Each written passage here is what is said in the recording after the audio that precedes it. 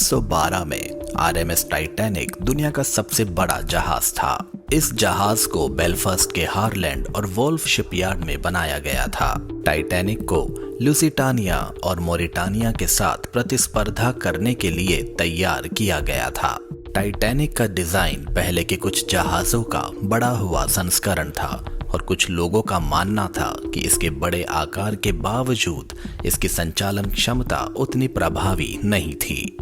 हालांकि टाइटैनिक के मालिकों का दावा था कि यह जहाज कभी नहीं डूब सकता।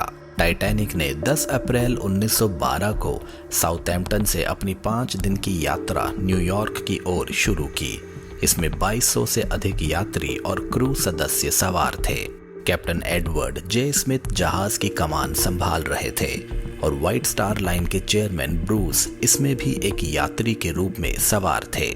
जहाज ने दक्षिण अटलांटिक का एक मार्ग चुना जो उसके कुछ प्रतिस्पर्धी जहाजों के मार्ग से लंबा था, लेकिन इसे बर्फ की चट्टानों से ज्यादा सुरक्षित माना जाता था। टाइटैनिक के डूबने को लेकर कई मिथक हैं, जिनमें से एक यह है कि इसने कैप्टन स्मिथ को जहाज की पहली यात्रा में रिकॉर्ड तोड़ने के लिए प्रेरित किया। हालांकि इसे बाद में गलत साबित किया गया। वास्तविकता में जिम्मेदारी कैप्टन स्मिथ पर आई, जो समय रहते जहाज की गति धीमी करने में असफल रहे थे। 15 अप्रैल को जब टाइटैनिक अपनी यात्रा के अंतिम चरण में था, वह लगभग 21 नॉट्स की रफ्तार से एक बर्फ की चट्टान से टकरा गया। जहाज के 6 आगे के हिस्से तुरंत बर्फीले पानी से भर गए।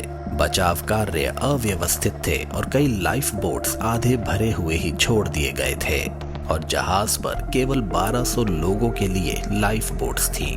टाइटैनिक से केवल 700 लोगों को ही डूबने से बचाया जा सका।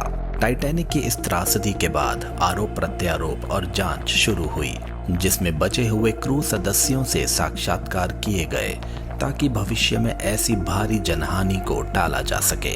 टाइटैनिक आज भी अटलांटिक के तल में है और हाल ही में गोताखोरों ने उस मलबे में से कई दिलचस्प वस्तुएं खोजी हैं जो उन लोगों की कहानियां को बताती हैं जो उस घातक यात्रा का हिस्सा बने थे, और आज यह उन लोगों की याद में एक स्मारक के रूप में खड़ा है जिनकी कहानियां इस अप्रत्याशित त्रासदी के कारण अधूरी रह गई थीं।